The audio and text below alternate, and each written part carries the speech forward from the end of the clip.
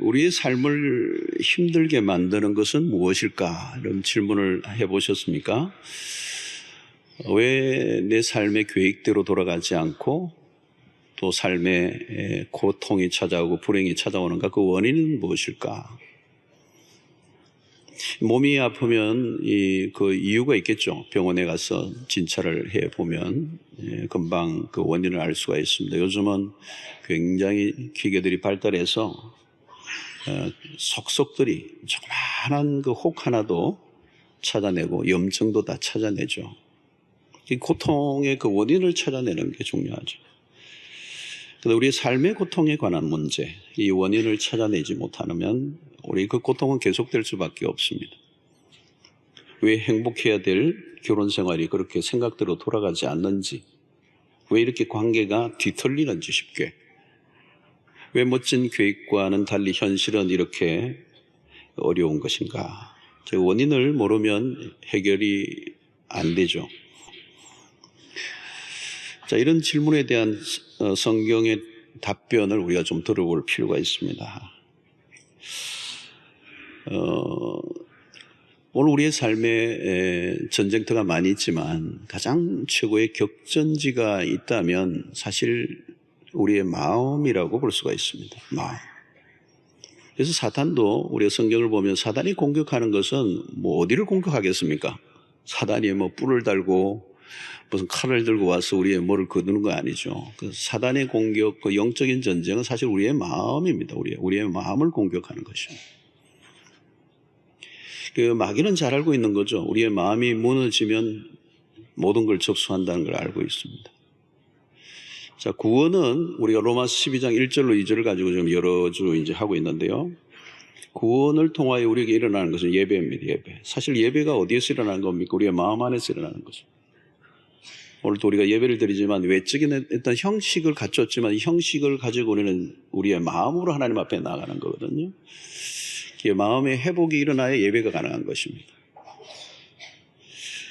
여기서 로마서 12장에서 말씀하는 예배는 우리의 전 삶을 통해서 드리는 일상의 예배를 얘기합니다. 이런 주일날 예배이기보다는 진정한 예배자로서 우리는 지난 주일을 살펴본 것은 이 세상을 본받지 아니하는 것, 그 세상의 문화와 사상과 그 흐름을 불순응하는 삶이 그리스도인의 삶이다.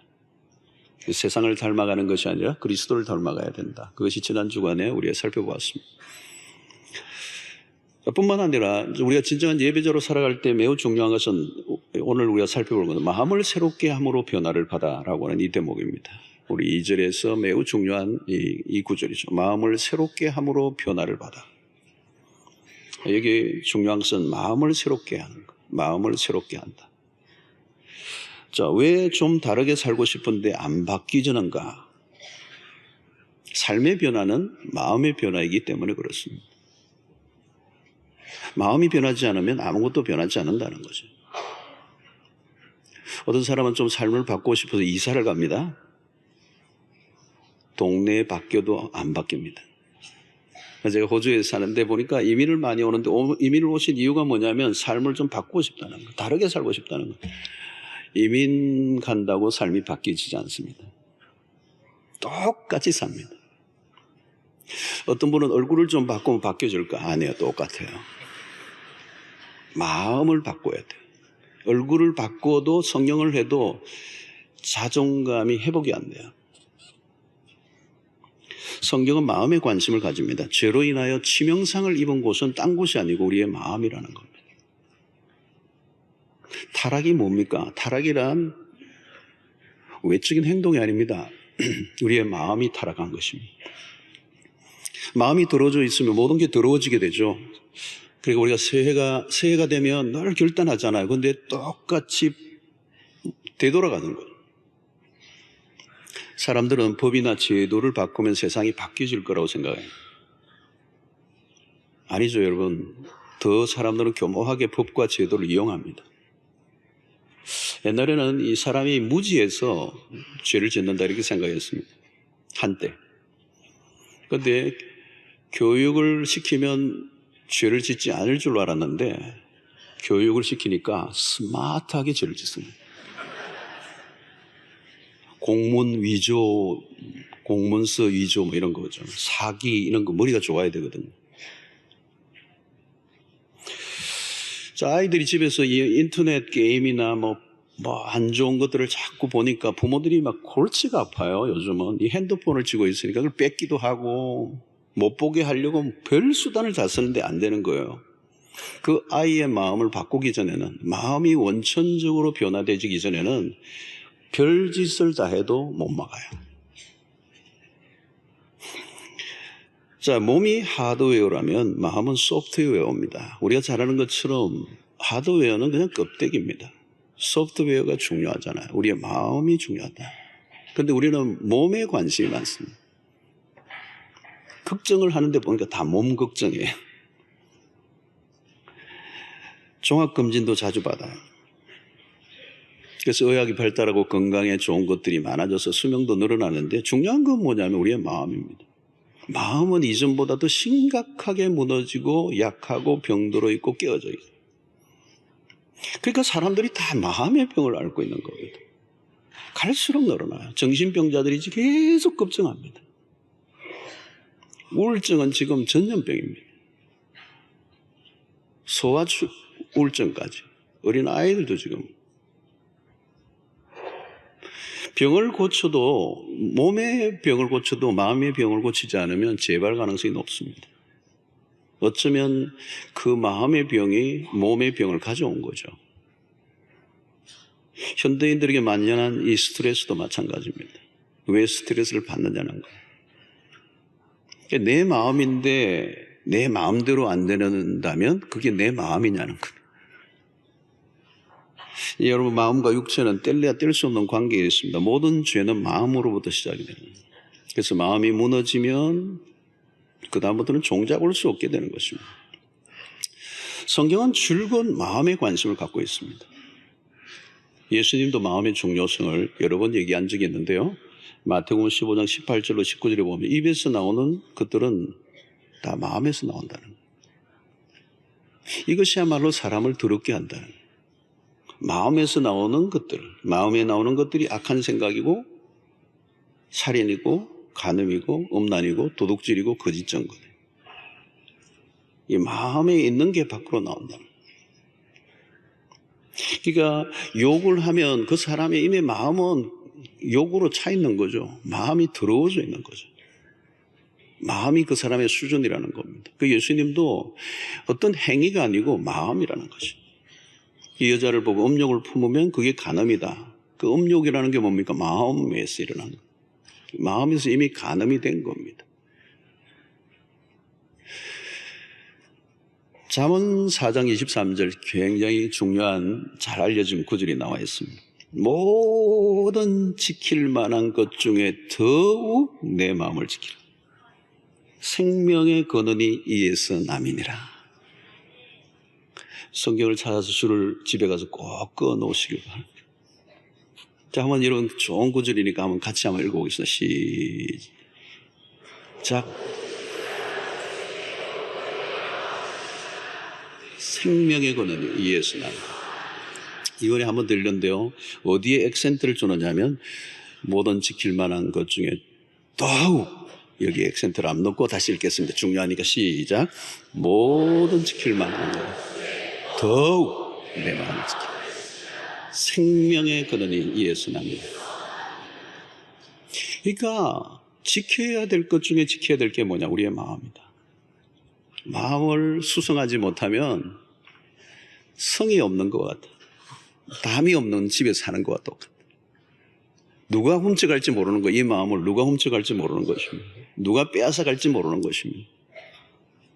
어떤 마음은 이미 초토화가 되어 있어요. 초토화가 되어 있어요. 그 마음 안에는 엉망이 되는 거예요. 여러분, 싸움의 최전선은 마음입니다. 왜 우리가 마음의 병을 앓고 고통하고 실패합니까? 마음을 지키지 못했기 때문에. 생명의 근원이 이에서 남이니라. 죽고 사는 게 마음에 있다. 여러분, 집에 쓰레기통을 치운다고 집이 깨끗해지는 게 아닙니다. 마음입니다. 마음이 문제예요. 지금 우리의 삶의 중추는 허리가 아니고요. 몸은 허리겠죠. 또 우리의 삶의 중심이 심장이라 얘기도 하겠죠. 이거 육체적인 겁니다. 그러나 우리의 전체적으로 보면 우리의 삶의 중심은 마음에 있다는 거예요. 마음이 무너져 있으면 끝이 난 겁니다. 자, 바울은 오늘 구원의 삶, 로마서 12장 1절 2절을 얘기하면서 구원의 삶은 마음이 새롭게 되어 변화를 받는 것이다. 참된 예배자는 누구냐? 마음이 새롭게 되었어. 마음이 새롭게 되었다. 구원 사건을 통하여 우리에게 일어난 게 뭐냐? 마음의 변화가, 마음을 새롭게 함으로 변화를 받아. 그러니까 새 사람이 됐다는 말은 새 마음을 가졌다는 얘기입니다. 에베소서 4장 22절 24절이죠. 너희는 유혹의 욕심을 따라 썩어져가는 구슴을 따르는 옛 사람을 벗어버리고 오직 너희의 심령이 새롭게 되어, 이 마음이 새롭게 되어, 심령이 새롭게 되어, 옛 사람을 벗어버리고 심령이 새롭게 되어 하나님을 따라 의와 진리와 거룩함으로 지으심을 받은 새 사람을 입어라. 자, 마음을 어떻게 새롭게 할 수 있느냐? 바울은 오늘 변화라고 하는 단어를 사용하고 있습니다. 구원 사건에 있어 가장 중요한 것은 변화입니다. 변화. 오늘 여러분 1장, 로마서 12장 1절 2절을 보면 아주 핵심적인 키워드가 다 들어있어요. 우리의 신앙생활의 핵심적인 키워드가 다 들어있어요. 변화를 받아라는 거예요. 변화를 받아. 자, 본문 2절에서 사용하는 이 변화라는 단어는 신약의 다른 데서도 한 번 더 나옵니다. 예수님의 변화산 사건에 나옵니다. 마태복음 17장 1절로 2절을 보면 엿새 후에 예수께서 베드로와 야고보와 그 형제 요한을 데리시고 따로 산에 올라가셨더니 그들 앞에서 그 다음에 뭐예요? 변형되사. 어떻게 변형됐습니까? 그 얼굴이 해같이 빛나며. 여러분, 해라고 하는 것은 가장 빛난 것이 해죠. 해같이 빛나며 그 옷이 빛과 같이 이어졌더라. 여기서 변형되사라고 하는 것은 변형. 이 단어가 오늘 변화를 받아라고 하는 이 단어와 같은 단어로 쓰여지고 있는데요. 이 변형은 예수님의 부활 사건과 연결이 됩니다. 예수님은 십자가에 죽으신 분이에요. 근데 부활의 몸으로 영광스럽게 변형되신 거. 제자들이 부활의 예수를 만날 때는 변형되신 모습을 본 겁니다. 영광의 부활체로. 그래서 문 다 닫아놨는데 들어오시고 그러잖아요. 부활하신 분이시죠. 이게 완전 근원적인 변화를 얘기하는 거죠. 어떤 외적인 어떤 상태가 조금 바뀌는 것을 말하지 않고 근본적인 변화, 내면적 변화, 본질적인 변화. 그리스도의 복음이 우리에게 일으키는 것은 이런 변화를 말하는 것입니다. 그 변화의 핵심이 뭘까요? 마음의 변화, 마음이 새롭게 됨으로. 자, 주님이 가장 첫 번째 일으키신 이적이 요한복음 2장에 물이 포도주 되는 사건이었습니다. 참 주목할 만한 사건이죠. 자, 이 물이 포도주로 변하는 사건도 근본적 변화를 말합니다. 자, 나무를 가지고 의자를 만들고 의자에서 식탁을 만들고 아니면 이런 것들은 그건 변화라고 얘기하잖아요. 개조다, 때로는 변신이다 이렇게 얘기할 수 있습니다. 그래서 오늘 여기서 얘기하는 변화는 근본적인 변화, 내면의 변화, 마음의 변화. 자, 주님이 일으키시는 기적은 신비로운 것이 있죠. 그런데 여기서 매우 중요한 것은 그저 교회를 다니는 정도의 봉사를 하는 정도의 그런 변화가 아니라 인간의 내적인 혁명적 변화를 말하는 것입니다. 마음의 혁신을 얘기하고 있는 것입니다. 자, 이것이 우리의 힘으로는 할 수 있는 일이 아닙니다. 우리가 좀 어떤 훈련을 받아서 변화가 된다. 그게 불가능해요. 왜 그런가 하면 우리의 마음의 상태가 어느 정도 망가져 있는가를 알면 답이 나옵니다. 자, 예레미야 17장 9절을 보면 이런 표현이 있죠. 만물보다 거짓되고 심히 부패한 것은 마음이라는 거죠. 성경이 보는 인간에 대한 마음에 대한 지적이죠. 심히 부패한 게 마음이라는 거예요. 만물의 어떤 것보다도 거짓되고 부패됐다는 거예요. 그러니까 이것은 변화가 사실상 불가능한 상태라는 거예요. 자, 여러분, 우리가 이 변화를 위해서 노력을 하지만 번번이 실패하는 이유가 거기에 있습니다. 우리가 좀 교회 열심히 다닌다고 그 자체가 변화를 일으킬 수는 없는 거예요. 우리가 제자 훈련도 하고 하지만 그 프로그램이 우리를 바꾸어 놓을 수는 없어요. 그 프로그램 속에서 무엇이 작동되느냐가 중요해요. 그러니까 여기서 물이 포도주 되는 사건을 통해 우리에게 알려주신 것은 그 물이 포도주 되는 그 기적 자체가 중요한 것이 아니라 주님이 앞으로 행하실 일이 무엇인가를 알려주신 것입니다. 주님의 사역의 핵심은 뭐냐면 변화인데 그냥 변화가 아니라 근본적인 변화를 일으키시는 분이시라는 것이고, 물이 포도주 되는 이 사건은 앞으로 일어날 어떤 변화에 대한 전조의 전조. 그러면 그 변화가 뭐냐?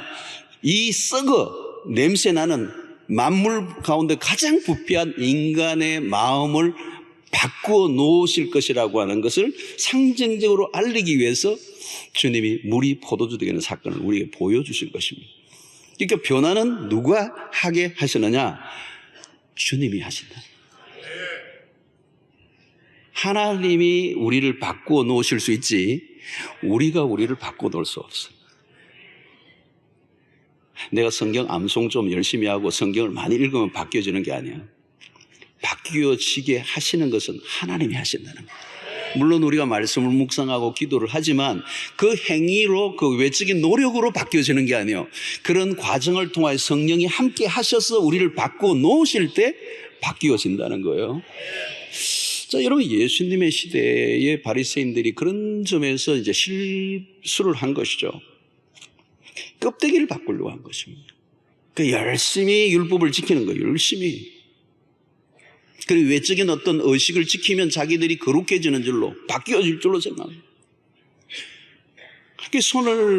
규례를 따라 손을 열심히 씻는 거죠. 여러분, 요한복음 2장에 물이 포도되는 사건의 그 본문을 들여다보면요, 이 돌 항아리가 그 잔치집 입구에 있는데 그게 규례를 따라 손을 씻는 의식을 위해서 반드시 손을 씻는 이 의식을 행하는 건데, 주님의 관점은 그게 음식을 먹을 때 손을 씻지 않는 것이 사람을 더럽게 하는 게 아니라는 거예요. 너의 마음이 이미 더러워져 있다는 거예요. 그러면 그건 아무 소용이 없다는 거죠. 여러분, 우리는 이 행동으로 사람을 속일 수도 있고요, 자기도 자기를 속일 수가 있어요.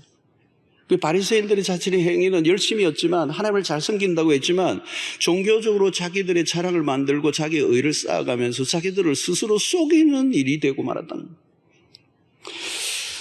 거예요. 여러분, 우리가 우리 자신을 참 잘 속입니다. 생각보다 우리 자신의 내면에 무엇이 있는지를 사실은 잘 모르고 살아갈 때가 많아요. 한평생 부부가 함께 살아도 내 평행선을 걷잖아요. 원수처럼 사랑하지 못하고. 왜 공동체 안에서도 많은 교회들이 물고 뜯고 싸우고 그런 일이 일어납니까? 희한하게도요, 자기 자신을 모르기 때문에 그래요. 나의 연약함은 안 보이고 상대의 약한 것만 보이거든요. 그거 바꾸라는 거죠. 그게 죄인의 특징입니다. 자신의 모습은 보지 못하고 상대의 약점을 잘 보는 것, 그게 죄인의 특징이고 에덴 동산에 일어났던 일입니다. 여러분, 누가 변해야 됩니까? 가만히 여러분 들여다보면요, 딴 사람이 변해야 되는 게 아니고요, 내가 변해야 돼요. 여러분, 오늘 집에도 내가 변하면 끝납니다. 다 끝납니다. 근데 네가 변해라. 네 우지 그래 안 변하노? 교회 몇 년 다녔나? 참 오래 다녀도 안 변하는 거 기적이죠? 그것도 또 다른 기적이에요. 그건 또 다른 기적. 자, 여러분, 물이 포도주 되는 사건은 아주 이게 우리의 복음이 우리에게 어떤 일을 하는가를 잘 보여주는 것입니다. 그래서 고린도후서 5장 17절의 말씀이 그거잖아요. 그런즉 누구든지 그리스도 안에 있으면 새로운 피조물이라. 새로운 피조물이라는 말은 아주 독특한 것입니다. 하나님이 새롭게 창조하셨다는 겁니다. 새로운 피조물이라는 거. 하나님이 새롭게 만드셨다는 거예요. 고쳤다는 게 아니에요. 조금 개조했다는 게 아니고 완전한 새로운 피조물이라는 거예요. 그러면 뭐가 새로운 피조물이냐? 마음의 변화, 새 마음을 하나님이 주신다는 거죠. 자, 그 마음이 어떤 마음인가 하는 거죠. 여러분, 로마서를 1장을 딱 펴면 인간의 마음 상태가 어떤가를 잘 보여주고 있습니다. 1장 21절 24절 뭐 다 읽으면 좋지만 몇 구절만 좀 읽어보면 이렇습니다. 보십시오 여러분. 하나님을 알되, 참 놀라운 표현들이에요. 하나님을 알되, 지식으로는 알아요. 그런데 하나님을 영화롭게도 아니하고 감사하지도 아니하고 오히려 그 생각이 허망하여져. 미련한 마음이 어두워졌나니 스스로 지혜 있다 하나 어리석게 되어 썩어지지 아니하는 하나님의 영광을 썩어질 사람과 새와 짐승과 기어다니는 동물 모양의 우상으로 바꾸거든요. 여기는 의도성이 있다는 얘기입니다. 그러므로 하나님께서 그들을 마음의 정욕대로 두려움 내버려 두사 그들의 몸을 서로 욕되게 하게 하셨으니. 28절에도 보면 몇 절 건너뛰고 또한 그들이 마음에 하나님 두기를 싫어하며 하나님께서 그들을 그 상실한 마음대로 내버려 두사 합당하지 못한 일을 하게 하셨다. 포기하셨다. 여기에 몇 가지 주목할 만한 특징이 있는데, 미련한 마음이 어두워졌다. 마음의 정욕대로 더러움에 내버려 두셨다. 그들의 마음에 하나님 두기를 싫어하며 그 상실한 마음대로 내버려 두셨다. 여기서 강조는 뭘까요? 구제불능이라는 거예요. 마음 상태가 완전히 망가져 있다. 복구 불가능. 여러분, 인간의 마음이 망가지니까 인간이 아니게 사는 거죠. 기괴한 동물처럼 살게 된다는 거예요. 자, 여기에서 핵심적인 것은 마음에 하나님 두기를 싫어한다는 대목입니다. 우리 마음 안에 무엇이 있느냐가 핵심입니다. 모든 것을 결정하는 키워드, 모든 행불행을 결정하는 요소, 모든 비극과 고통의 출발점, 이게 마음에 하나님 두기를 싫어한다. 바로 하나님과의 단절이 가져온 불행이 어떤 것인가를 로마서는 잘 소개하고 있습니다. 자, 하나님을 마음에 두지 않으면 어떤 일이 납니까? 진곤 상태에 그 마음이 있는 게 아니고 다른 것으로 대체되는데, 그게 바로 우상숭배. 그러니까 오늘 로마서 12장에 구원받은 백성이 예배로 회복된다는 말은 굉장히 의미가 있는 것입니다. 우리의 마음에 하나님을 두기를 싫어하는 그 마음에 다른 우상들이 들어와서 모든 것을 영리로 쓰고, 순리가 아니라 영리로 써버리고, 창조의 법칙이 아니라 창조의 법칙과 반대되는 것으로 바꾸어 써버리고 말았던 그 삶에, 그래서 결국은 어디로 갑니까? 자아숭배로 가고 자기의 배를 섬기는, 자기 배가 신이 되고 있는 그런 삶으로 전락했다는 것. 그러니까 이건 전부 다 어디에서 일어나고 있는 거냐? 마음에서 일어나고 있는 일들을 지금 얘기하고 있는 겁니다. 그래서 여러분, 십계명을 우리가 중요하게 얘기합니다만, 이 십계명은 뭘까요, 여러분? 십계명 전체가 10가지가 있지만 가장 핵심은 1계명이에요, 1계명. 하나님을 섬기는, 하나님 외에 다른 신을 섬기지 말라는. 1계명과 2계명을 놓치면 어떻게 합니까? 다른 계명은 말할 것도 없습니다. 우상숭배의 마음이 벌어지는 것이죠. 그 우상숭배라는 것은 결국은 타락상에 극치고 하나님을 거부하는 인간의 삶은 그 자체로 저급해질 수밖에 없다는 것입니다. 아무리 내가 제대로 살고 싶어도 제대로 살 수 없게 될 수밖에 없는 마음. 그래서 그것이 결국은 드러난 게 감사치도 않고 영화롭게도 아니하고 생각이 허망하여지고 어두워지고 자기가 하나님 노릇하고, 그러니까 이 모든 것이 악이 바깥에서 벌어지는 것이 아니라 하나님을 마음에 모시지 않은 상태, 하나님이 없는 마음의 상태에서 일어나는 것들을 바울이 지적하고 있는 것입니다. 자, 그런데 복음을 통하여 구원이 우리에게 가져다 준 변화는 무엇입니까? 바로 예배라는 거예요. 하나님을 모셔드린다는 거예요. 마음에 하나님을 중심에 모셔드리고 그분을 높여드리고 하나님을 하나님의 자리로 올려놓는 것, 이게 구원의 역사고 회복의 역사라는 거예요. 여러분, 믿음으로 어렵다함을 받았다는 칭의는 무엇을 말합니까? 하나님과 화평의 관계입니다. 하나님과의 새로운 관계입니다. 하나님이 누구이십니까? 그분은 우리의 마음을 지으신 분이십니다. 선한 마음을 지으신 분이십니다. 그분이 우리의 마음에 모셔드리는 거예요. 자, 그런데 율법주의자들은 이 일을 하지 않고 종교적인 노력으로 자기를 높이는 일을 위해 그 모든 열심을 다했다는 거예요. 그토록 하나님을 섬긴다고 노력을 했지만 그들의 열심과 노력은 자기의 의를 쌓아가는 것이고 자기의 의를 쌓아갈수록 그리스도의 십자가 멀어지는 것이고 결국은 하나님을 거부하고 대적하는 것으로 바꿔놓았단 말이죠. 결국은 그건 뭘까요? 종교적 열심이 자기의 신이 되는, 자기를 만족하는 도구가 됐다는 거예요. 그래서 바울은 로마서의 핵심 주제인 의인은 오직 믿음으로 말미암아 살리라. 그 믿음으로 말미암아 살리라고 하는 것은 나의 열심과 나의 노력과 나의 의가 아니라 하나님이 쌓아놓으신 그 의를 내가 붙드는 걸 말하는 것이죠. 그래서 우리의 시작도 끝도 모든 것은 그리스도가 되는 것이고 그리스도를 우리의 삶의 구주로 주인으로 모셔드리는 것. 그래서 우리에게 매우 중요한 구절이 갈라디아서 2장 20절입니다. 이것은 2장 20절의 말씀은 끊임없이 우리의 신앙생활 속에서 중요한 구절 중에 하나입니다, 여러분. 이게 우리의 신앙을 열고 닫는데 매우 중요한 핵심적인 구절이에요. 자, 2장 20절을 우리 한번 읽어보겠습니다. 시작. 내가 그리스도와 함께 십자가에 못 박혔나니 그런적 이제는 내가 사는 것이 아니요 오직 내 안에 그리스도께서 사시는 것이다. 이제 내가 육체 가운데 사는 것은 나를 사랑하사 나를 위하여 자기 몸을 버리신 하나님의 아들을 믿는 믿음 안에서 사는 것이다.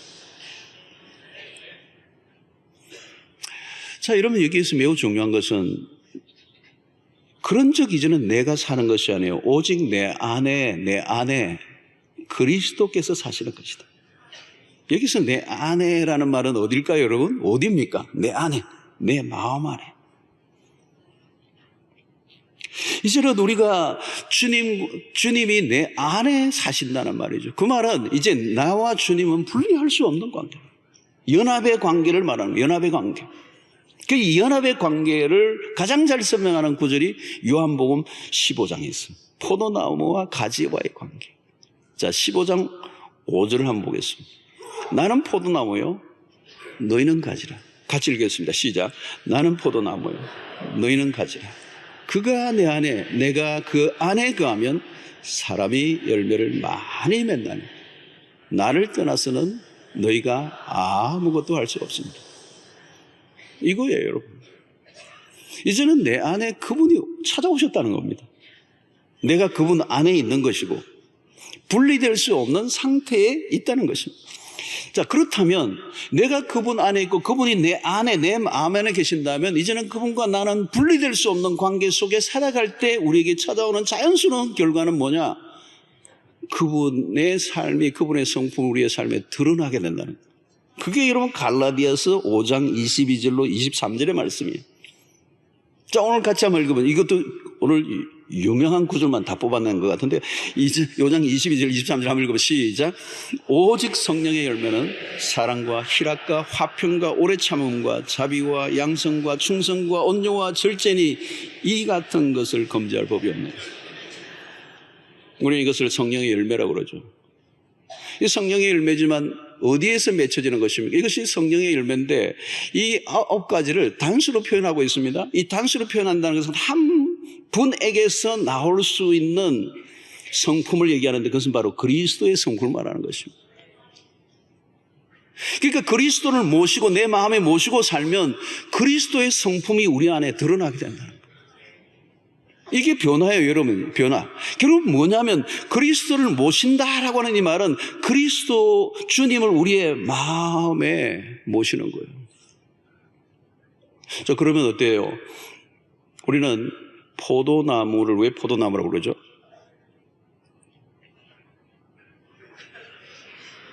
너무 쉽죠, 여러분. 사과나무를 왜 사과나무라고 그러죠? 너무 쉬워요. 배나무를 왜 배나무라고 그러죠? 어떻게 그렇게 잘 하세요?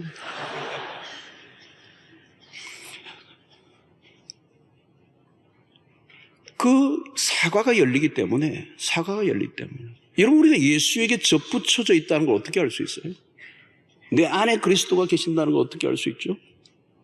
그리스도의 열매, 그리스도의 성품이 나에게서 맺혀지는 거예요.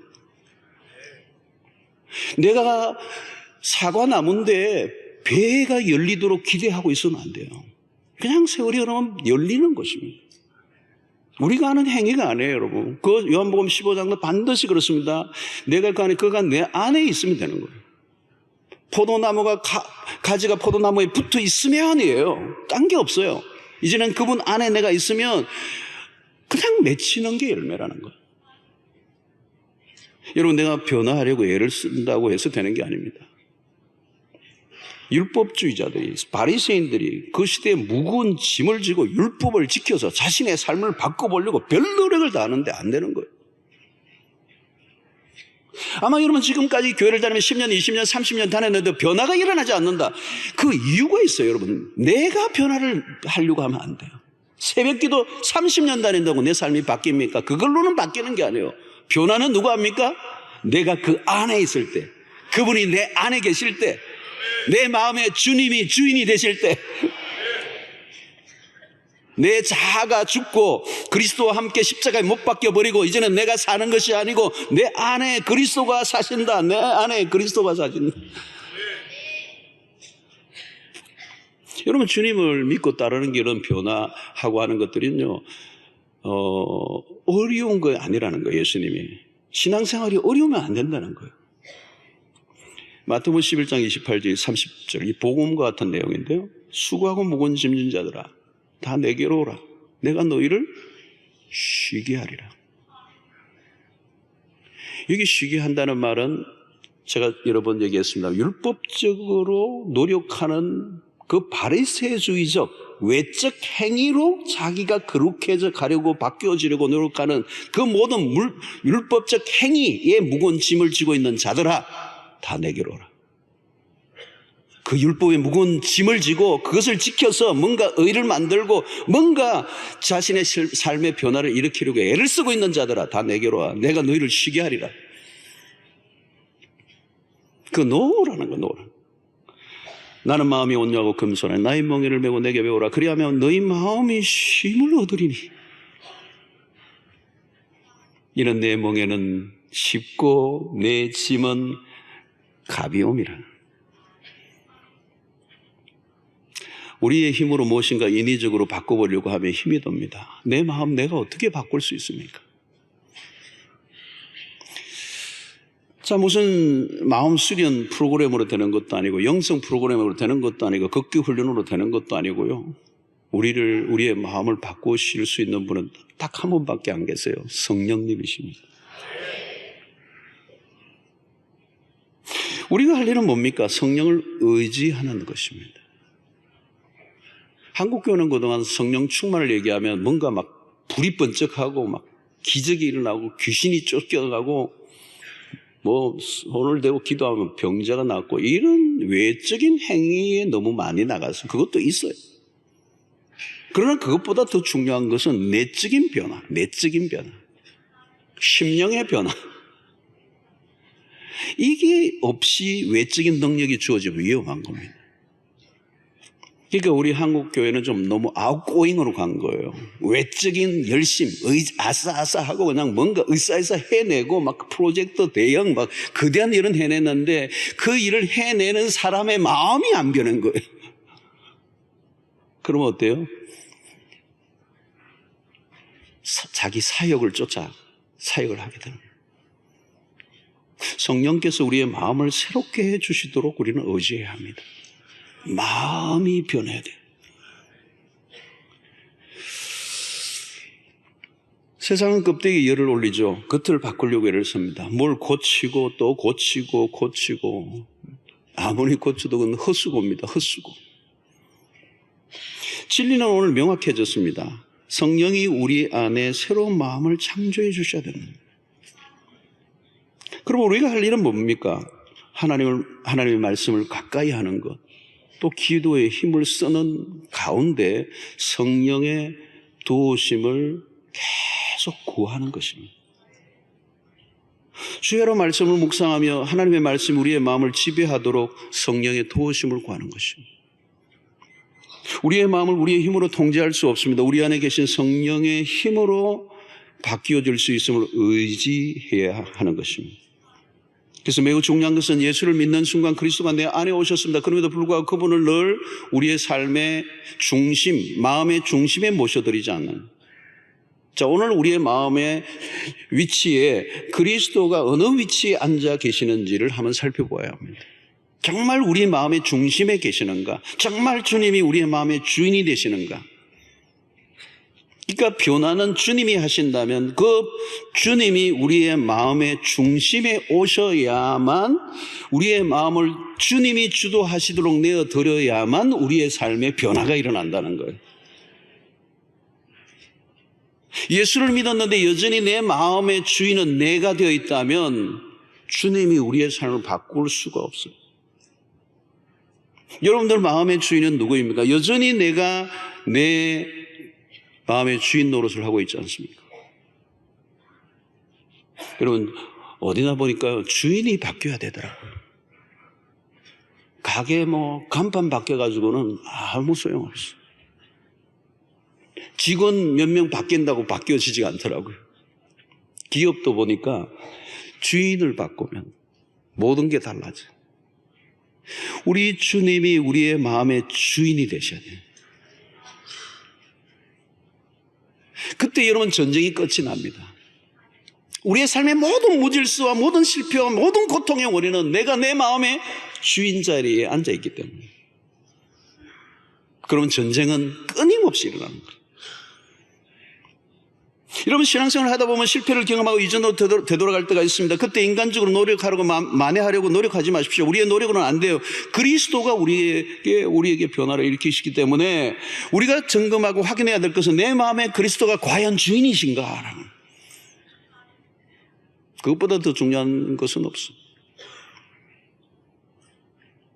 우리 안에 있는 불안, 초조, 두려움, 분노, 스트레스, 실패, 온갖 욕망으로 인해 들려주는 잡다한 소리들이 언제 사라집니까? 그리스도를 내 마음의 온전히 주인으로 모셔드릴 때, 주님이 우리의 마음의 주인으로 좌정하신다면 그 마음이 지옥일 리가 없습니다. 그리스도를 마음의 중심에 모실 때 삶은 모든 무질서가 끝나고 질서가 잡혀요. 사랑하는 성도 여러분, 이제 우리의 삶이 망가지고 깨어진 이유가 무엇인지 확인했습니다. 우리의 삶을 다시 새롭게 하는 결단이 오늘 이 시간 여러분들 가운데 있게 되기를 축원합니다. 우리는 우리의 마음을 바꿀 수가 없다는 것을 인정하셔야 돼요. 아무리 계획을 세우고요, 아무리 내가 노력을 해도 그 외적인 행위로 내 삶이 바뀌어지지 않습니다. 내가 그리스도와 함께 십자가에 못 박혔나니? 그런 적 이제는 내가 사는 것이 아니요, 내 안에 그리스도가 사시는 것이다. 그걸 인정하셔야 돼요.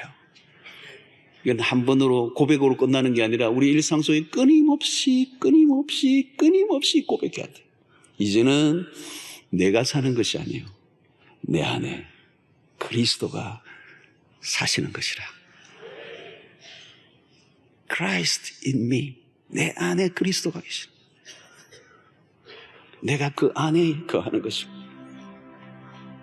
성도 여러분, 우리의 마음에 우상으로 가득 찼어요. 헛된 것을 쫓았어요.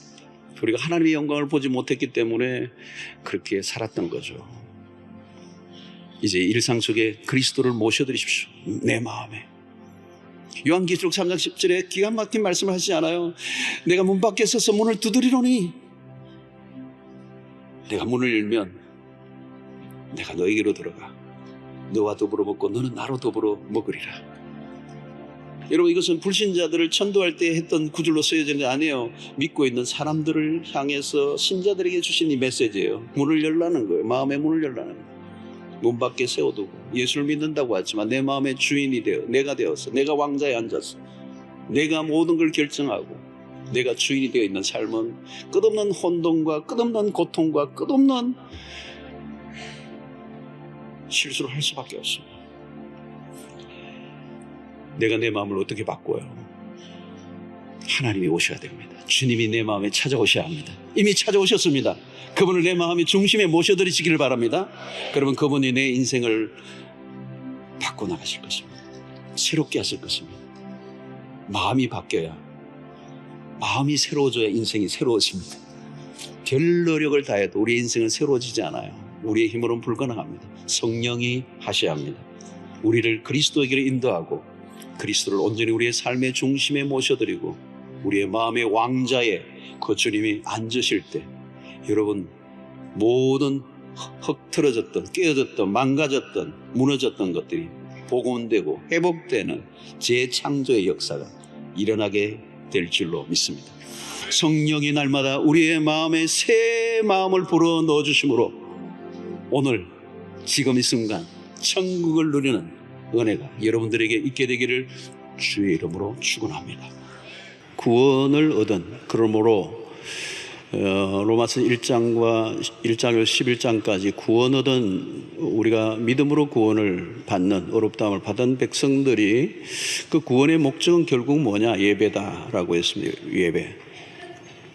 그래서 여기서 예배는 그냥 단순한 어떤 제의적 시간과 공간 안에 드려지는 구약적 개념의 예배이기보다는 우리의 삶의 전 영역에서 드려지는 삶의 예배. 그래서 너희는 너희 드릴 영적 예배다라고 할 때 예배를 영어 성경에 보면 worship이라는 단어도 쓰지만 service라는 단어를 씁니다. 봉사라는 개념, 예배라는 말이 봉사라는 말과 같은 맥락입니다. 그러니까 우리 삶의 전 영역에 정말 무엇을 하든지 섬기는 자로 주님에게 하는 그 삶 자체가 예배가 될 수가 있습니다. 예배와 봉사는 분리되지 않아요. 그리고 이 삶의 전 영역의 예배자가 되어야 된다. 어떤 우리의 모든 행위를 통해서 하나님께 영광을 올려드려야 된다. 이것이 로마서에서 바울이 얘기하려고 하는 예배입니다. 자, 그러면 2절에서는 우리가 예배자로서 세상 속에서 우리는 어떻게 살아야 될 것인가? 이 교회 공간에, 예배 공간에서만 갇혀 있는 우리끼리만의 예배가 아니라 세상 속에서 살아가는 예배자는 어떻게 살아야 될 것인가를 오늘 2절부터 가르치고 있습니다. 첫 번째 우리의 출발이 뭡니까? 너희는 이 세대를 본받지 말고, 너희는 이 세대를 본받지 말고, 여기 세대라는 표현은 world입니다. 세상, 이 세상을 본받지 말라. 2절을 두고 몇 번에 걸쳐서 말씀을 좀 세분화해서 전하려고 하는데 오늘 이 부분입니다. 너희는 이 세대를 본받지 말라는. 자, 우리는 이 세상 속에 살아가고 있습니다. 세상을 떠나 세상과 결별해서 살아갈 수가 없죠. 자, 우리가 이 세상에 그리스도인이 살아간다는 것은 이중적 의미가 있습니다. 첫 번째는 세상 속에 있지만 in the world, 세상 속에 있지만 but not of the world, 세상에 속하지 않았다는 것입니다. 세상 안에 살지만 세상에 속한 자는 아니다. 자, 우리는 세상의 시민의 일원으로 살아갑니다. 세상이 악하다고 세상과 결별해서 살 수는 없습니다.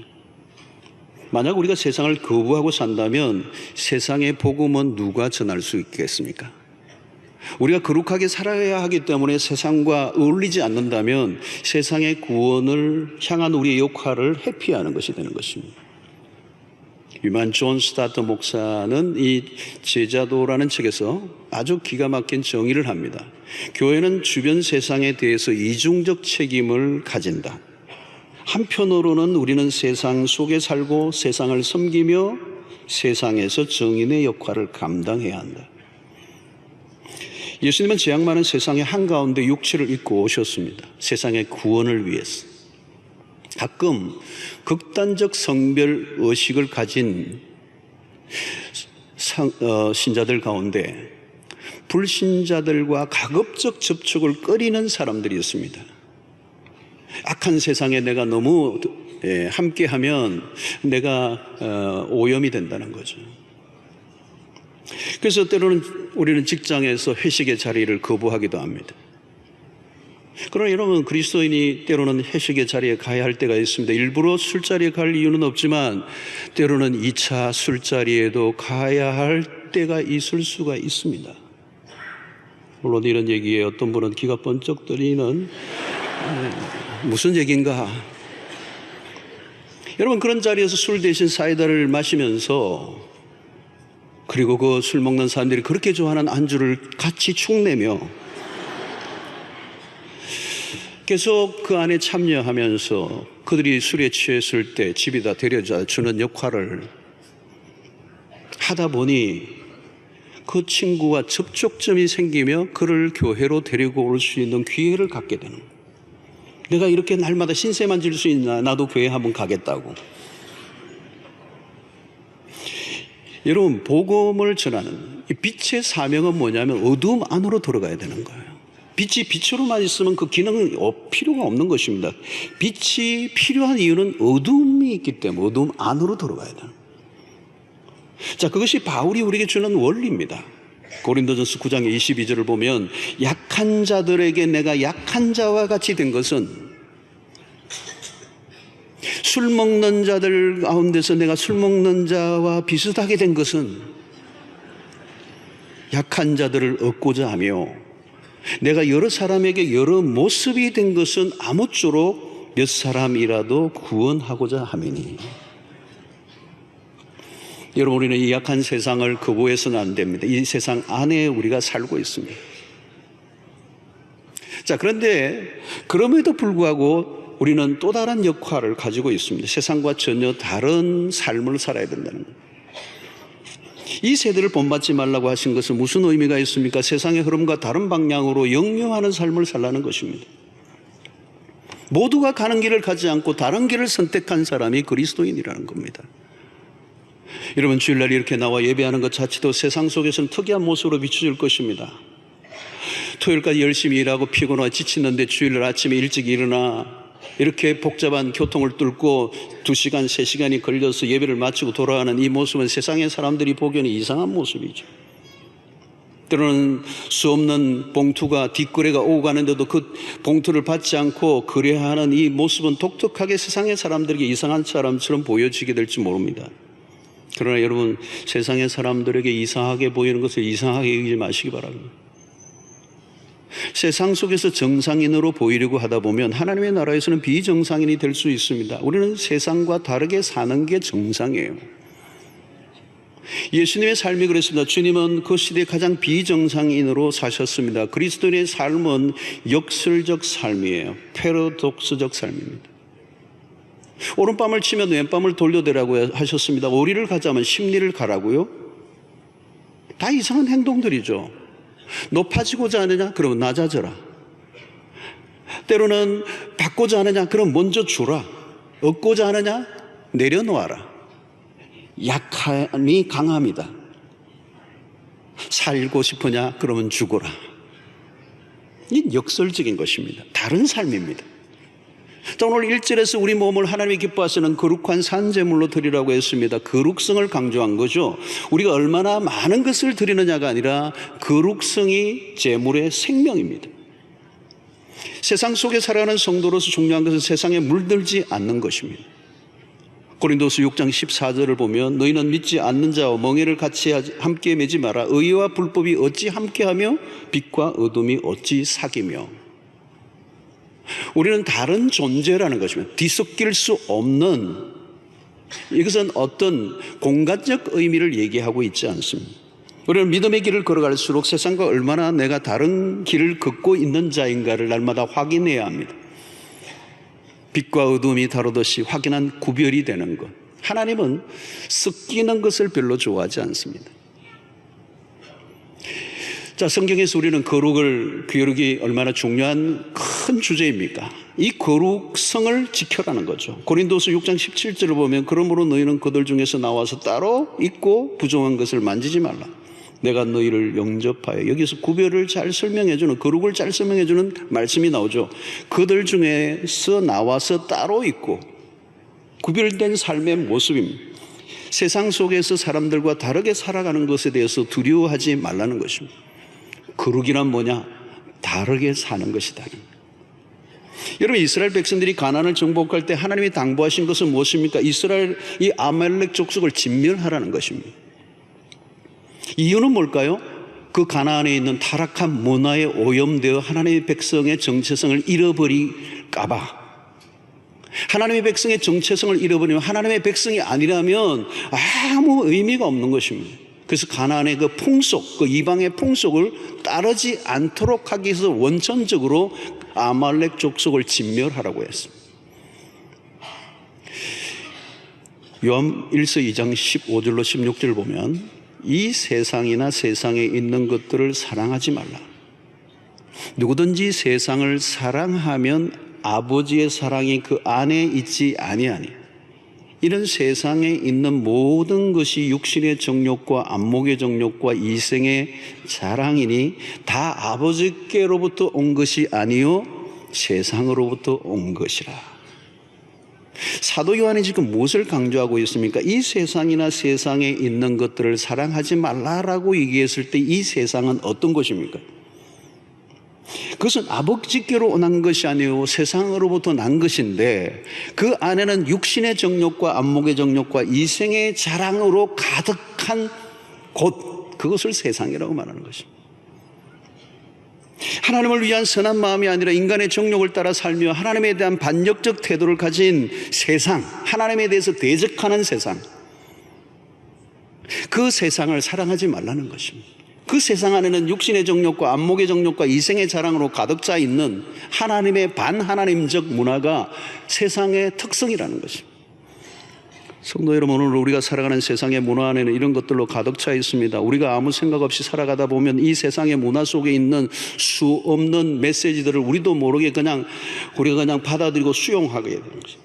오늘날 대중문화 속에서 깊이 파고 들어가 있는 영화나 소설이나 TV 드라마들 안에서도 수 없는 그런 세상의 메시지들이 흘러 들어오는 것이죠. 얼마나 많은 여러분 좋지 않은 이 폐륜적 그런 애정 행각들이나 동성애 드라마에 접촉하면서 나도 모르게 경계선이 느슨해지는 것이죠. 오늘날 문화 안에는 결혼하기 전 동거 문화에 대한 상당히 허용적입니다. 결혼을 하기 전에 아이를 낳는 것을 그렇게 부끄러워하지 않은 문화가 이미 되었습니다. 사업을 하면 기본적으로 어느 정도의 뒷거래 혹은 이중계약 등을 묵인하는 문화가 우리의 세상 안에 자연스럽게 배어져 있습니다.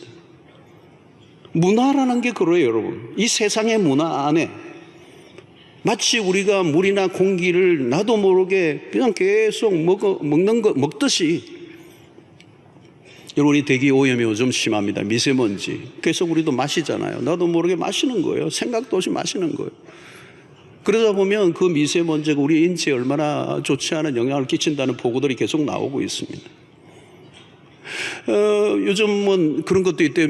이 미세 플라스틱, 이게 그냥 강이나 바다로 흘러 들어가 물고기들이 그걸 먹어서 우리가 이 생선을 먹지만 사실 그 안에는 이런 플라스틱 아주 잔잔한 잘 눈에 보이지 않는 것들이 이 물고기 안에 다 들어있는 거죠. 그런 것들이 우리도 모르게 이 암을 만들어내는, 오늘 현대의 이 암도 마찬가지잖아요. 수 없는 우리도 모르는 발암 물질들 안에 있는 것입니다. 이런 문화가 그런 것입니다. 오늘날 이런 대기 오염으로 해서 환경의 변화가 일어나 온 지구촌에 여러 가지 사건들이 일어난 것보다 더 심각한 것은 뭐냐면 사실은 문화적 오염이에요.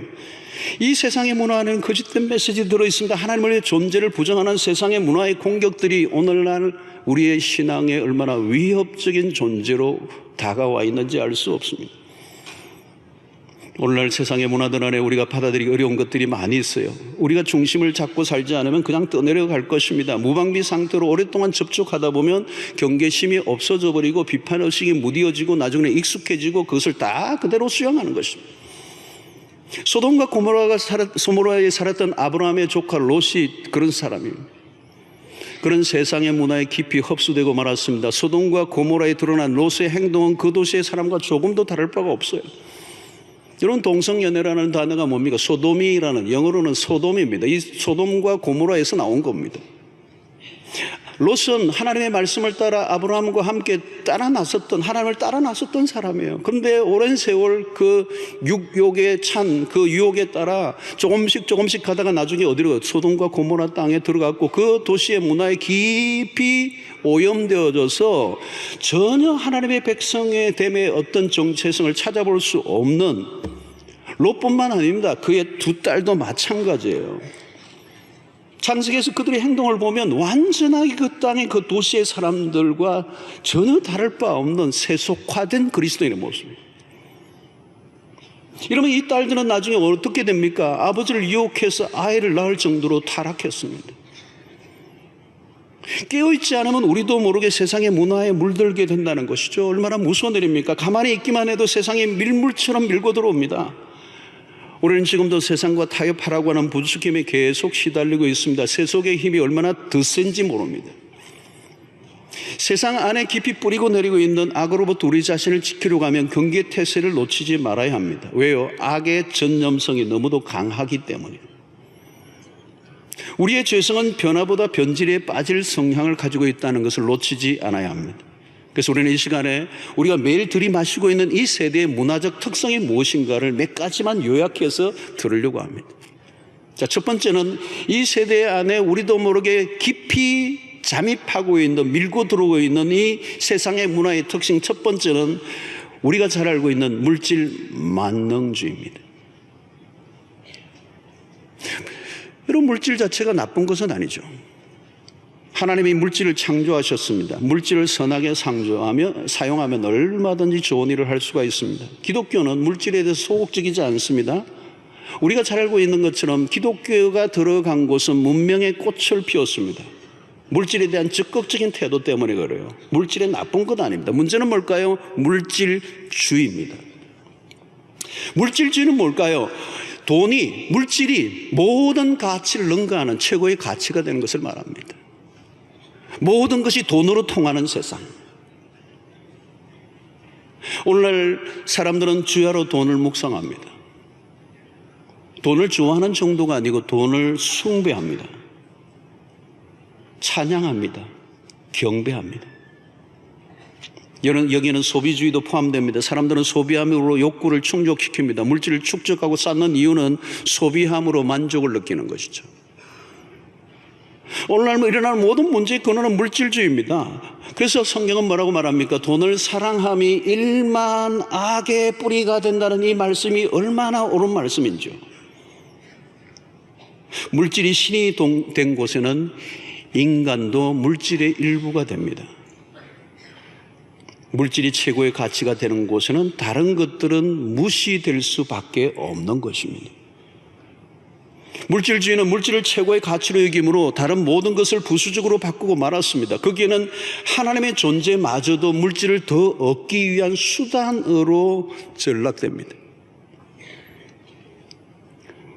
이런 물질이 강조되는 곳에 영혼의 가치가 존중될 리가 없습니다. 물질주의에 휩쓸려 가면 영적인 삶을 살아갈 수가 없는 것이죠. 우리는 이 물질을 무시하지 않으면서도 누구보다도 물질의 위험성을 경계하며 살아가야 하는 것입니다. 한순간이라도 방심하면 하나님의 자리에 물질이 자리를 차지하고 맙니다. 영적으로 무장하지 않으면 물질의 요구에 끌려다닙니다. 물질은 여러분 수단이지 목적이 될 수 없어요. 그러나 이 물질이 목적이 되면 모든 것은 변질되고 마는 것입니다.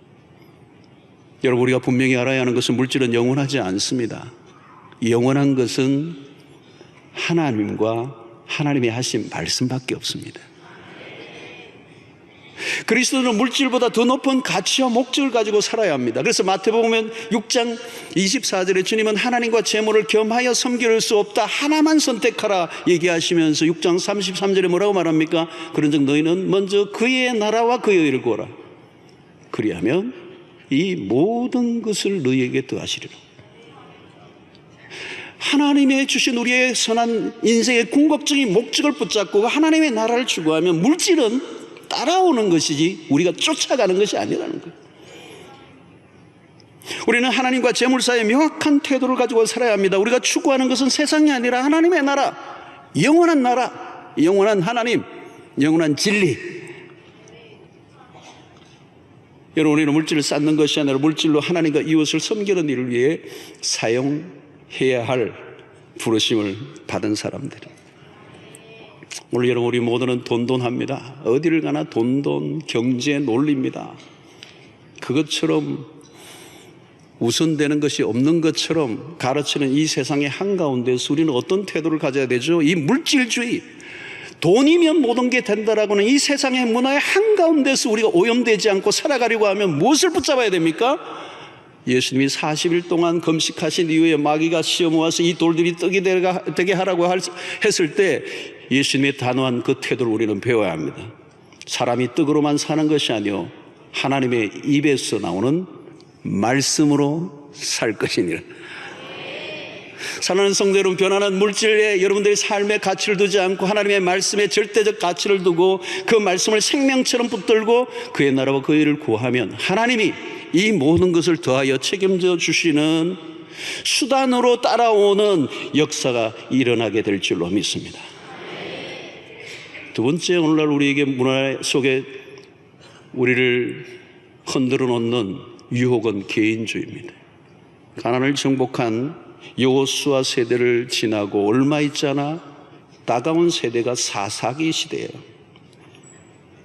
하나님의 약속의 땅 그 가나안을 정복하고 여호수아 장군의 리더십하에 가나안을 정복하고, 그리고 그 여호수아 마지막 장에 이제 마지막 자신의 운명 앞에 백성들을 향하여 설교를 하죠. 나와 내 집은 여호와만을 섬기겠다고 선포하는, 그래서 오늘날 너희들이 섬길 자를 선택하라고 선포하고 역사 속에 여호수아는 사라져요. 그런데 여러분, 여호수아가 죽은 지 얼마 안 돼서 금방 하나님을 알지 못하는 세대가 일어나요. 그 세대가 뭐예요? 사사기 시대예요. 여러분, 급속한 세속화가 밀고 들어옵니다. 하나님을 알지 못하는 세대, 그 사사기의 시대의 특징은 우리가 잘 아는 것처럼 무엇입니까? 각기 자기 소견에 옳은 대로 행하였더라. 여러분, 각자가 왕노릇하는 것입니다. 사사기 시대는 개인주의의 덕세가 일어나는 시대였습니다. 이것은 인간이 바벨탑을 쌓아 올릴 때도 두루히 드러난 정상입니다. 하나님 없는 나만의 왕국을 꿈꾸는 것이 인간의 모습이죠. 오늘날도 비슷합니다. 철저한 개인주의 대세입니다. 개인의 권리를 지나치게 강하게 중장하는, 결국 내가 신이 되는 것입니다. 바로 이것을 가리켜서 우리는 뉴 에이지 무브먼트라고 합니다. 뉴 에이지 무브먼트, 신흥 종교죠. 이 뉴 에이지 시대의 핵심은 뭘까요? 너가 신이라는 거예요. 너가 모든 것을 결정하고 너가 너를 스스로 구원하고 너가 너의 행복을 추구하라는 거예요. 그래서 그것이 동양의 선종교, 명상, 요가 뭐 이런 것들도 다 지금 그런 류예요. 여기에 매우 중요한 것은 모든 판단의 기준은 자기 자신이어야 된다. 자기의 경험, 자기의 기호, 자기의 감정이 중요하다는 거예요. 자기 기호에 맞는 맛집, 자기에게 맞는 커피를 찾아 골목골목 찾아 헤매는 현대인들에게 개인은 자신이 왕이 되어 있어요. 쇼핑에 길들여진 현대인들은 모든 결정권을 자기가 가집니다. 모든 것을 자기 임의로 취사 선택합니다. 삶을 선택하는 기준은 오직 자기 자신의 원함입니다. I want. 여러분, 자기 자신에게 빠져 살아가는 나르시시즘이 득세를 하죠. 여기는 외모주의도 한몫합니다. 눈에 보이기에 좋은 대로 살아가려고 하는 거죠. 사람들은 미모와 건강에 지나치게 몰두합니다. 소위 루키즘입니다. 잠언 31장 30절을 보면 고운 것도 거짓되고 아름다운 것도 헛되나 오직 여호와를 경외하는 여자는 칭찬을 받을 것이라. 여기 고운 것도 거짓되고 아름다운 것도 헛되고, 소위 말하면 얼짱도 거짓되고 몸짱도 헛되나 여호와를 경외하는 영짱만 칭찬을 받을 것이다. 여러분, 하나님은 외모를 보지 않고 중심을 보십니다. 건강에도 너무 관심이 높아요. 건강을 위해 너무 많은 돈을 쓰는 거예요. 여러분, 나이가 들어서 건강이 약해지는 것은 자연의 순리입니다. 은혜 안 받고 건강하면 나이와 상관없이 죄짓고 삽니다. 은혜가 지배하지 않고 육신의 정욕이 지배한 노년의 추태는 더 흉악합니다. 여러분, 나를 돋보이게 하고 나를 알리는 자만족형들이 많아지고 있습니다. 유튜브나 인스타그램들을 통하여 자기를 알리고자 야단들입니다. 여기는 뭐예요? 항상 내가 중요한 거예요. 모든 것은 나로 기결됩니다. 철저히 자아중심적입니다. 나에게 맞는 것인가, 나의 기호에 맞아떨어지는가. 신앙의 세계도 마찬가지입니다. 나에게 맞는 설교, 나에게 맞는 예배 분위기가 아니면 가차없이 거부하거나 등을 돌려버립니다. 개인의 욕망이 강하게 작동하고 거기에 이끌려 행동하는 세대. 하나님에게 초점을 맞춘 것과 거리가 멉니다. 하나님을 기쁘시게 하는 예배보다 나의 기호에 맞고 나의 기도에 충족시키는 설교를 갈망하는 가운데 그곳에는 진정한 예배는 살아날 수가 없습니다. 우리는 현재의 쾌락을 포기하고 영원한 즐거움을 쫓아가야 합니다. 그런데도 불구하고 우리는 나에게 맞는 신을 찾습니다. 여러분, 현대인들의 한가운데는 자아숭배라는 우상의 자리를 잡고 있습니다. 자아숭배. 거기에 빠지면 길을 잃어버립니다. 연약한 인간이 주인이 된 삶은 불보듯 뻔한 것입니다. 예배가 무엇입니까? 하나님에게만 집중하는 것. 왜 우리가 참된 예배자가 되어야 합니까? 인간은 하나님 한 분만을 높여드릴 때 가장 인간다워지고 그 인간은 가장 존귀해진다는 거예요. 또 하나 우리가 이 세대를 뒤덮고 있는 이 문화의 특성이 뭔지 아십니까? 쾌락주의입니다. 물질주의와 개인주의와 다 연결되어 있습니다. 쾌락주의 역시 개인의 만족에 초점을 맞추죠. 미국의 어느 문화 비평가는 오늘의 미국에 대해서 이렇게 평가합니다. 현재 미국 문화는 오락을 즐기다가 죽음에 이르는 문화. 혹평을 했죠. 오락을 즐기다가 죽음에 이르는 문화. 엔터테인먼트 문화. 미국의 문화를 대표하는 것이라고 떠오르는 것은 할리우드와 라스베가스입니다. 이런 문화의 특성들은 온 세상에 두루 영향을 미치고 있습니다. 서구의 문화는 오늘날 세상 전체에 깊숙한 영향을 미치고 있죠. 현대 문명은 쾌락주의를 가속화하고 있습니다. 여러분, 쾌락주의라는 뭘까요?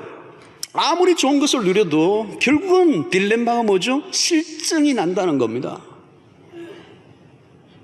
그래서 그 권태에 시달리다 못해 결국 더 강한 자극을 찾고 또 찾다 보니 결국은 중독에 빠지는 것입니다. 삶의 허물을 이기는 길을 찾다가 빗나간 것이 쾌락주의입니다. 하나님을 떠난 인간의 스스로의 갈증을 해결하려고 하는 방식. 여러분, 잠언 14장 13절에 보면 재밌는 표현들이 있어요. 웃을 때에도 마음에 슬픔이 있고 즐거움의 끝에도 근심이 있느니라. 세상의 쾌락의 모습이죠.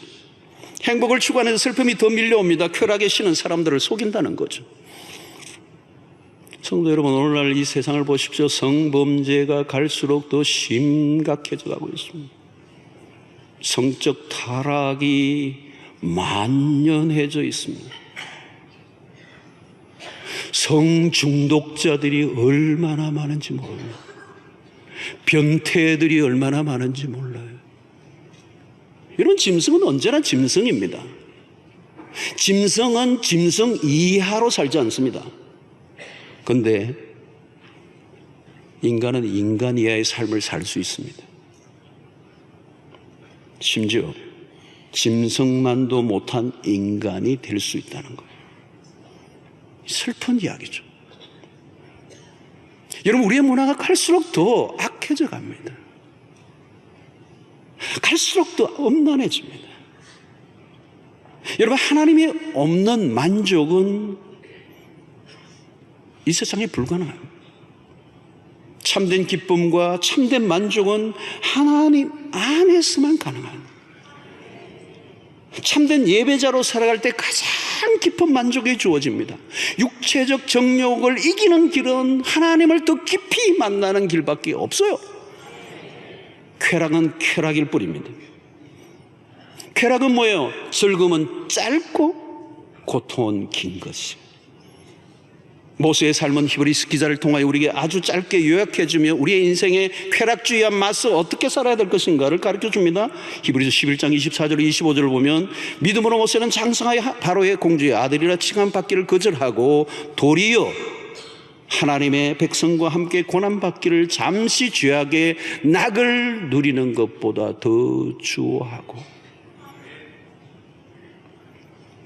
야, 여러분 이 성경을 보십시오. 잠시 죄악의 낙을 누리는 것보다 하나님의 백성과 함께 고난받기를 더 좋아하고. 여러분 이것이 우리가 추구해야 될 이 쾌락주의로 가득 차 있는, 즐김의 문화로 가득 차 있는 더 만족을 추구하는 이 쾌락주의에 싸워가는 이 길은 하나님의 나라를 위해서, 복음을 위해서 고난받는 백성과 함께하는 이 길을 선택하는 것이 참된 승리의 길인 줄로 믿습니다.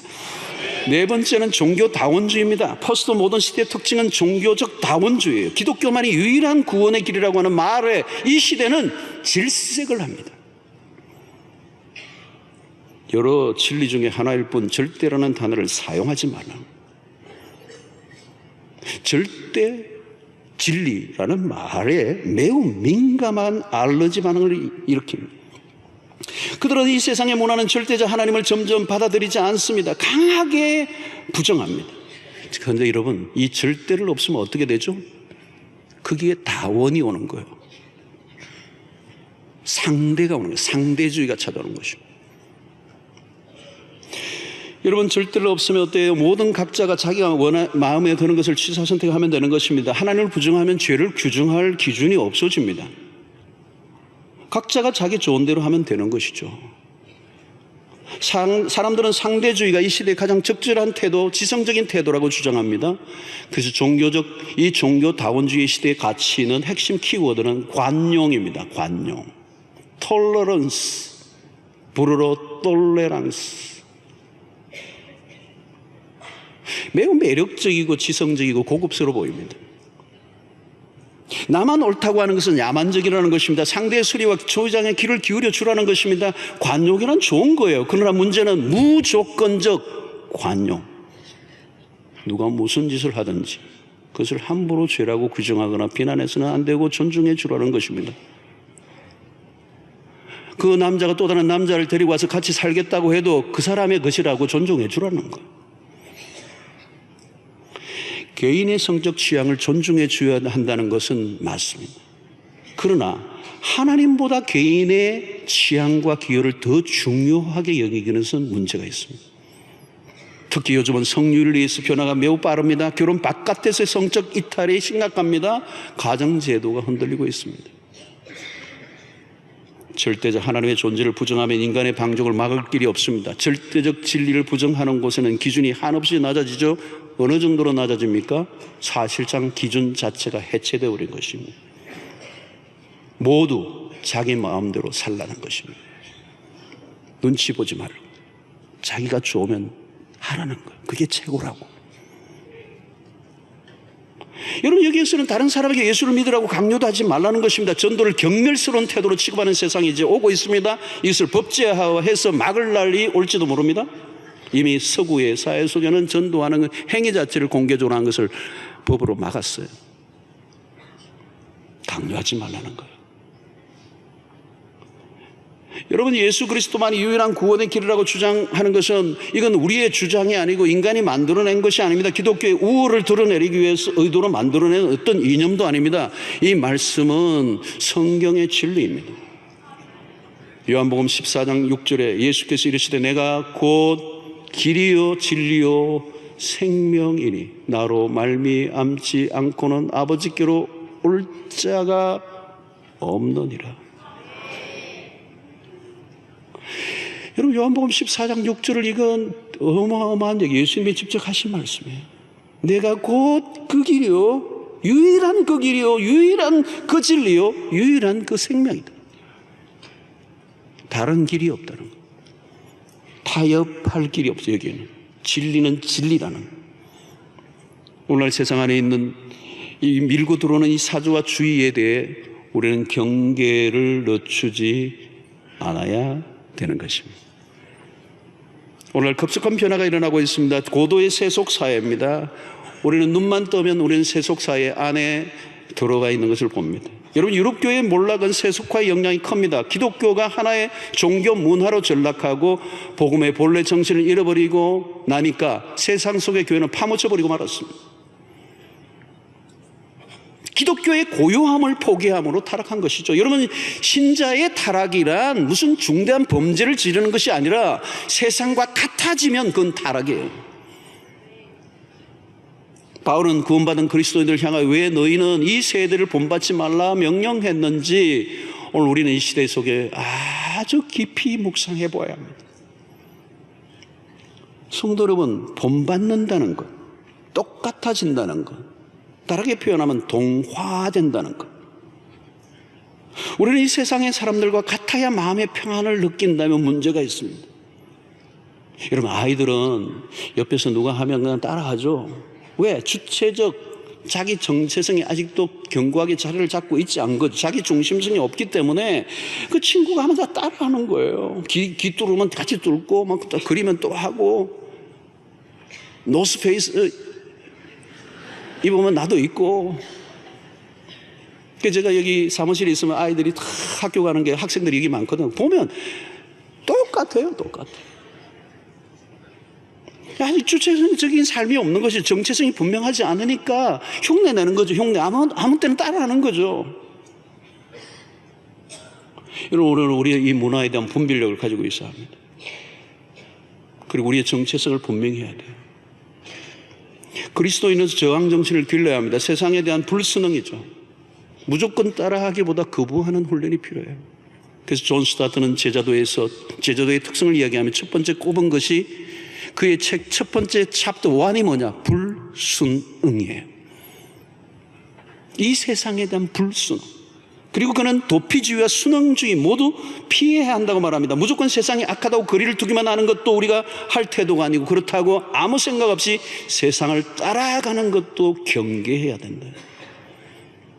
우리가 가져야 할 태도는 세상을 모방하는 것이 아니라 우리가 모방해야 될 유일한 대상은 예수 그리스도. 여러분, 우리는 길을 잃지 않고 오직 바라볼 대상이신 그리스도를 주목해야 합니다. 세상에 대한 분별력 없는 추종을 경계하고 그리스도를 바라보고 그리스도가 걸으셨던 그 길을 따라가기로 결단한 여러분들 되시기를 축원합니다. 그리스도는 세상에 뒤지지 않게 노력하는 사람들이 아닙니다. 우리가 노력하는 것은, 해야 하는 것은 세상과 다르게 사는 법을 배우는 것.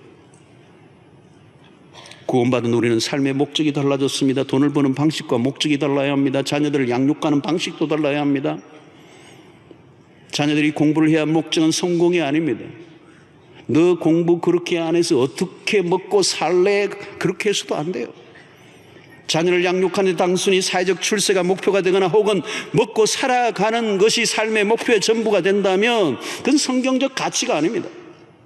그건 세상의 문화에 익숙한, 세상의 문화에 순응해버린 하나님의 자녀로 키우는 것이 아니라 세상의 자녀로 키우는 거고, 마침내 그런 가치로 자녀를 키우면 세상에 우리의 아이를 다 빼앗겨버리고 마는 것이죠. 세상에 맡겨버리는 것입니다. 우리는 하나님의 자녀를 위탁받아 키우고 있습니다. 당연히 하나님의 아들을 올려드려야 됩니다. 만약 우리가 세상을 쫓아간다면 우리 아이들은 악착같이 경쟁하고 살벌한 전쟁을 치러야 합니다. 그러나 우리의 목표는 하나님의 나라의 백성으로서 하나님의 통치 속에 하나님이 하라고 하신 그 일의 소명자로 살아가도록 가르쳐야 될 책임이 우리에게 있습니다. 우리가 궁극적으로 추구하는 세상은 이 땅이 아닙니다. 우리가 추구하는 세상은 하나님의 나라, 이미 임한 하나님의 나라, already.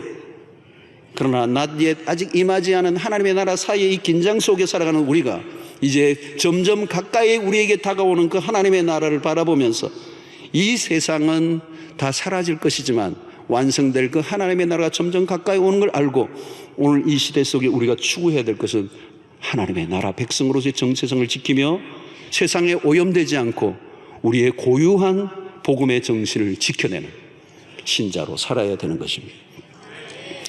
영국의 청교도들이 미국으로 간 이유는 뭘까요? 그들은 신앙의 순수성을 지키기 위해서였습니다. 영국에 가서 영국의 청교도들이 그들이 얼마나 순수하게 신앙을 지켜내려고 힘썼던가를 제가 역사의 현장에 가서 본 적이 있습니다. 그들은 미국을 가서 미국의 신앙의 신수성을 지키려고 했어요. 청교도들은 이 주의를 지키는 것들, 예배, 기도 생활, 경건 생활, 거룩한 삶을 매우 강조합니다. 심하다 할 정도로 경건의 삶을 위해 힘을 썼습니다. 한국 선교 초기에 우리나라에 온 언더우드 아펜셀러 선교사 같은 분들은 이 청교도의 신앙에 영향을 받았던 분들입니다. 그들은 한국 교회에 아주 좋은 기여들을 했어요. 그런데 지금 미국은 신앙의 정절을 잃고 그 생명을 지켜 신앙을 지켰던 조상들의 정신들이 사라져버렸습니다. 미국은 세속주의의 상징적인 나라가 되었고 복음을 수출한 나라가 이제는 타락한 서구의 문화를 온 세계에 전파하는 역할을 하고 있어요.